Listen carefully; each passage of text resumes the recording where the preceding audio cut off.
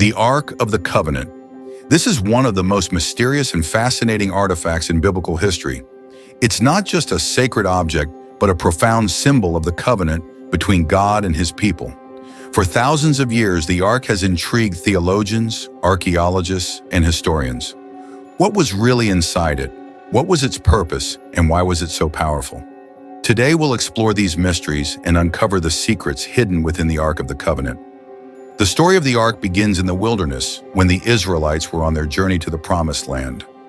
After their liberation from Egypt, God gave Moses specific instructions on how to build a tabernacle, a sacred place where his presence could dwell among the people.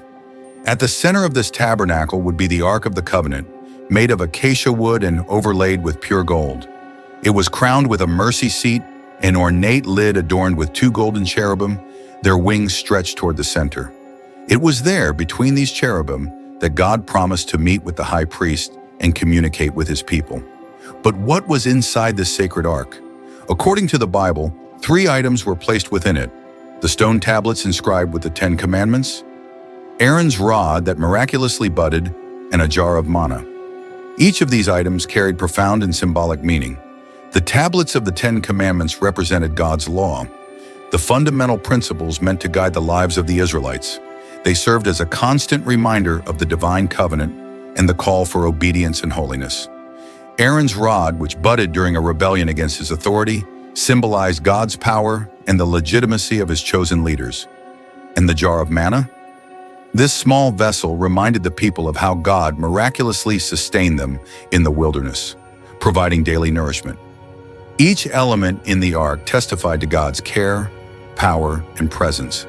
But the Ark of the Covenant wasn't just a memorial, it was also a manifestation of divine power. Wherever it went, the ark carried God's presence, and extraordinary events accompanied it. When the Israelites crossed the Jordan River to enter the Promised Land, the ark led the way.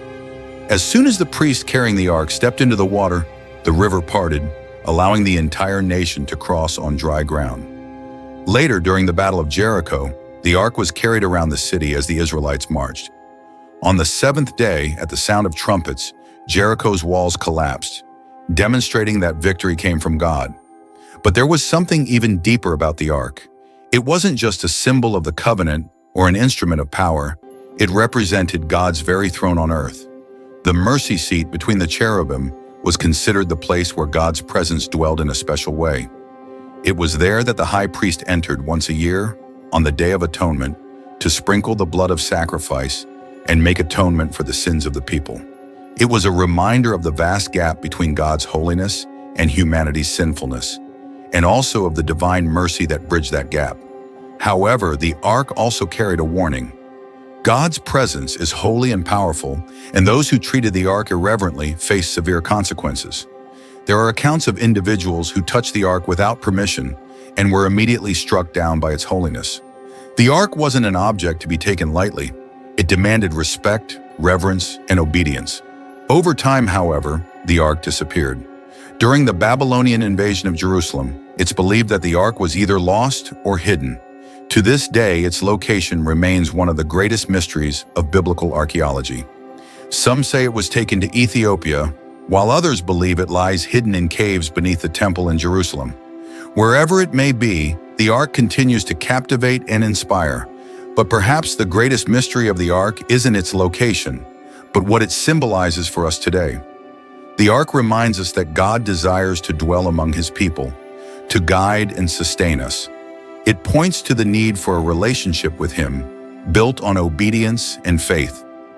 And for Christians, the ark is also a precursor to Christ, who came as the perfect fulfillment of the law, the ultimate high priest, and the bread of life. Reflecting on the Ark of the Covenant invites us to consider the depth of God's love and mercy. His presence is no longer confined to a golden ark, but is available to all who seek him with sincere hearts. If you want to dive even deeper into the mysteries of the Bible and experience a unique spiritual journey, click the link below in the video description or the pinned comment and discover something surprising about the divine.